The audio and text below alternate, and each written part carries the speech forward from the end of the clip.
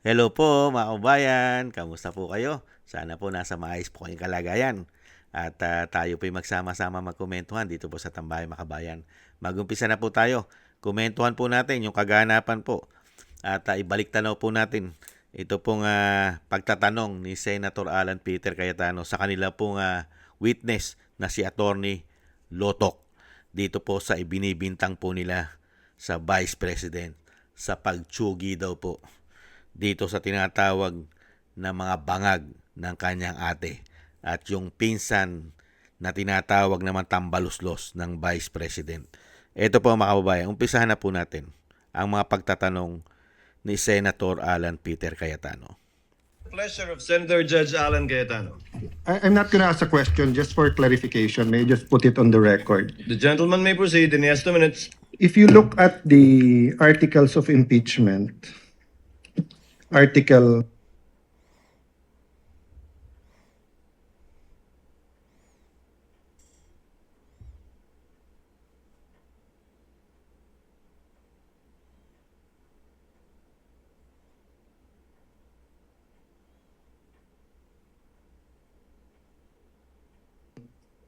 Four, Respondent Vice President Sara Duterte committed culpable violation of the Constitution, high crimes, and betrayed public trust by contracting for the assassination by the President, the First Lady, and the former Speaker of the House by making grave threats and actively inciting sedition against the public.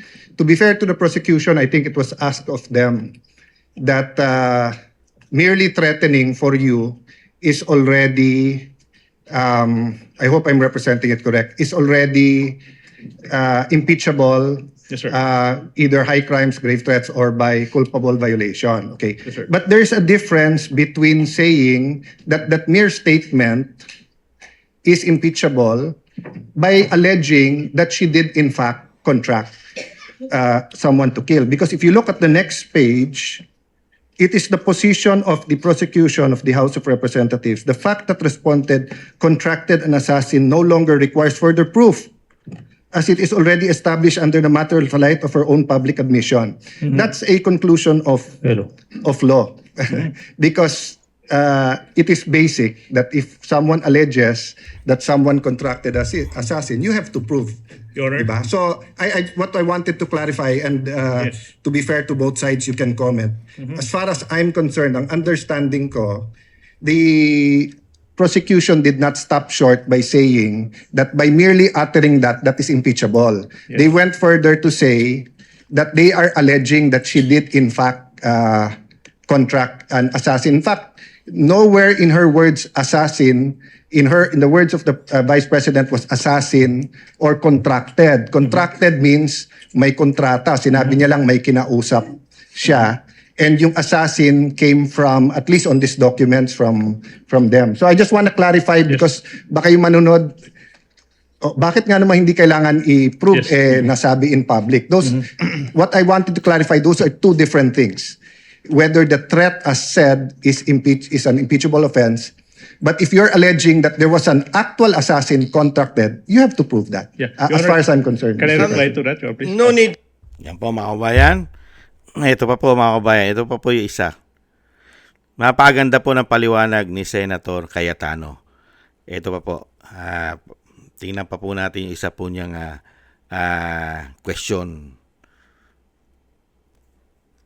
Umpisahan na po natin. Setup ko lang po.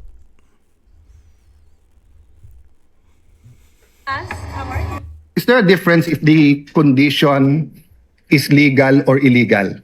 Diba? So halimbawa, pag sinabi ko sa yung, pag natanggal akong Senate President, patatanggal din kita. Okay. Unang-una, legal naman akong tanggalin na Senate President. We always vote. There's nothing there. But if illegal, o pag pinapatay mo ko, papapatayin din kita. Is there a difference if the condition of why I will act or why I'm threatening you is an illegal act? Well, under the law, Your Honor, it says there that even the condition is unlawful.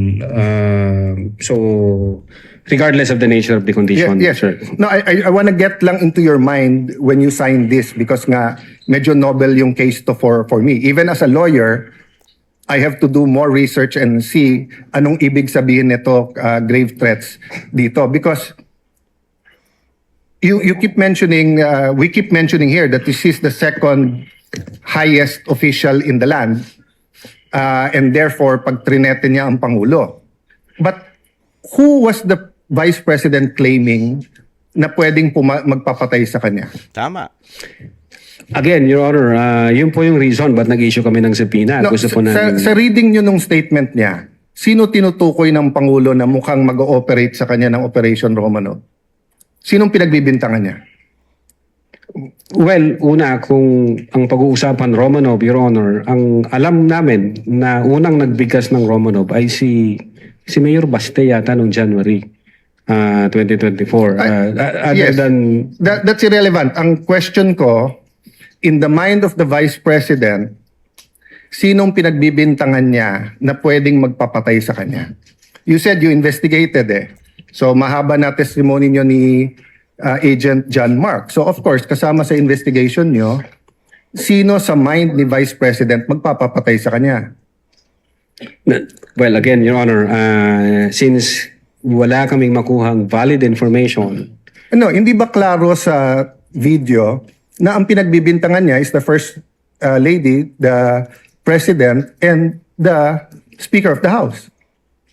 So sabi niya, pag pinatay ako, patayin mo silang tatlo. So ang pinagbibintangan niya na magpapapatay sa kanya, yung tatlo. I cannot answer to that, Your Honor. Senator Judge Allen, kindly wind up. But you have to be able to answer that because you're the one who investigated. Tama. And that is crucial. Why? Because part of your self-defense. Tama, self-defense. So for example, if I know na sa senator judge, pag hindi ako bumoto one way or the other, papapatayin ako ng whatever, chief PNP or papapatay ako ng whoever. So pag sinabi kong, pag ako pinatay, si ganito nagpapatay sa akin. And then, ang difference, I don't usually give a threat na patayin mo rin. So could it be that actually that was the defense of the Vice President para hindi siya patayin? I don't know the state of the mind of the Vice President. But you've testified all throughout this afternoon that you went into her state of mind. Based on the series of events, Your Honor. Yes, and based on her statement, and the series of events is nag-away sila ng administrasyon, and the series of events is that sinasabi niya, pag ako'y pinatay, eto tatlo ang papatayin nyo. Okay, last question. Kay Attorney, is there a difference if the condition... Nakita niyo pa mga tambay, yung kondisyon, dinadala lang po nila para masiraan ng Vice President doon po sa pagbabanta. Ang dinadala po ng NBI, lalong-lalo po ito pong si Lotok, si Attorney Lotok at si Kalilong, ay nagbabanta ang Vice President na tsugiin yung tatlo. Doon lang po nila dinadala. Pero hindi po nila dinadala doon sa totoong saloobin at totoong mangyayari din sa Vice President. Tama po yung sinabi ni Senator Cayetano eh. Nag-iimbestiga kayo ni John Mark Kalilong. Ni hindi nyo man lang nakuha yung saloobin ng Vice President. At hindi man lang yun imbestigahan kung sino magpapapatay kay Vice President. Dahil siya unang papatayin. 'Di ba? Kaya nga may condition siya. Yung condition niya, pagka ako'y napatay, patayin nyo rin sila. Tsugiin nyo rin yung tatlo. Kaya malinaw na ang unang magpapapatay sa kanya, yung tatlo. Kaya nga siya ay nag-warning. Kaya nga 'di ba sa mga interview niya, sinasabi niya ayaw niya matulad sa dating Senador Benigno Aquino Sr. na hindi man lang nakagante dahil chinugi ng ganun-ganun lang. Dahil alam ng Vice President na siya po ay pinag-iinitan ng administrasyon. Dahil nakikita naman po ng taong bayan, halos buong resources ng gobyerno nakatutok po sa kanya para siya'y pabagsakin, para burahin sa politika. Hindi ba halata, NBI, Nahandyan pa ombudsman, umano. DOJ, umano. Pati pa yata ang mga men in uniform, mga general, tinanggalan pa nga siya at binawasan ng security. Hindi po ba threat yun? Bawasan mo ng security ang Vice President? Hindi po ba? At ano po ba ginagawa ang institusyon ng House of Representatives? Hindi po ba? Ilang taon na po siyang pinagpaplanuhan at hanggang ngayon, nasa impeachment na. Hindi po ba threat yan na talagang gustong-gusto nilang pabagsakin at gawa ng hindi maganda ang Vice President? Kaya dito, huling-huli po sa sariling bibig. Ito pong mga nag-iimbestiga. Talaga pong pinipilit lang nilang ma-impeach at siraan ang kredibilidad ng Vice President. Pero sa totoo, ang Vice President ang nangangailangan ng proteksyon, tulong. Dahil pinagkakaisahan siya at ginigipit siya ng gobyerno at ng institusyon ng House of Representatives. Kasama pa ang mga iilan o mas maraming senador pa yata. Kasama pa. Dahil tumatayo na rin po ang Senado ay nagtatrabaho sa Malacanang daw. Hindi po ba? Kaya dito po mga kababayan, mahuhuli. Huling-huli po ni Senator Cayetano. Ito pong mga ginagawa po gobyerno dahil ang NBI ay hawak po ng executive department kasama ang DOJ. Hindi po ba? Yung konteksto po kasi ng statement at pahayag ng Vice President ay nasa saloobin niya yun sa nangyayari sa kanya at sa kanyang pamilya at sa bansang Pilipinas. Kung paano po nila niwawalang hiya ang bansa at niwawalang hiya ang kanyang pamilya. Dahil unang-una nang niwalang hiya ang kanyang ama. Hindi man lang nakakuha ng due process ang kanyang ama. Di po ba? Bigla na lang, ginamit ang puwersa ng militar. Men in uniform. Ipinatapon na ganun-ganun lang, walang due process. Hindi man lang nakatikim na dalhin sa korte. Hindi po ba threat na sa kanila yon?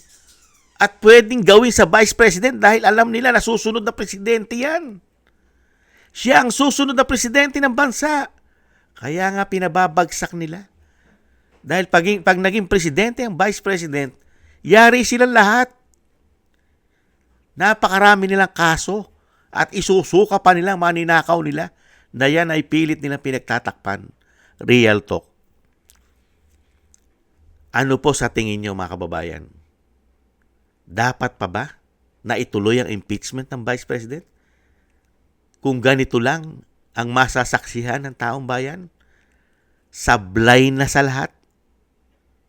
Kaya nga po mga kababayan, pag inumpisahan mo sa mali, matatapos yan sa mali. Hindi kailanman ang mali ay magiging tama. Pinipilit lang nila maging tama dahil sila'y nasa kapangyarihan. Hindi po ba? Maraming salamat po mga kababayan at thank you po kay Senator Alan Peter Cayetano dahil nagagamit po. Dahil ang pinag-uusapan po rito ay katarungan at fair justice. Hindi po katulad ng mga ibang senador nakatatak na sa isip nila na kailangan ma-impeach di umano ang Vice President dahil pang sariling interes. Hindi po ba? Ingat-ingat po kayo, Senator Cayetano. At maraming salamat din po sa mga gusto po natin tambayan makabayan sa YouTube at TikTok. At ganun din po sa ating mga subscribers sa mga nagko-comment, like, share, and subscribe. Thank you po. Mabuhay po kayo. Shoutout po sa inyo lahat. At shoutout din po sa mga nagbibigay po ng tulong at biyaya. Shoutout po kay Eric Hercio from Canada. Kay Baby Roman, Ate Isa from Cagayan Valley. Kay Jem Aris from United Arab Emirates. Ako si Pilam, Ani Jo. Mary Natividad Blinden from Netherlands. Gayat Sena. Tatay Nick from Toronto, Canada. Kay Jesus Valdepena, Rolando Guerrero, Milayi, Felipe Shapno from Texas, USA. Mika Ligaspi, Frank Zamora from California, USA. Romulo de Binagracia from Bacolod City. Shoutout po sa inyo lahat. Thank you po. Ingat-ingat po kayo sa inyo po mga paggawa at God bless po sa inyo lahat. Stay lang po tayo mga kababayan. Ingat-ingat po kayo. Bye-bye.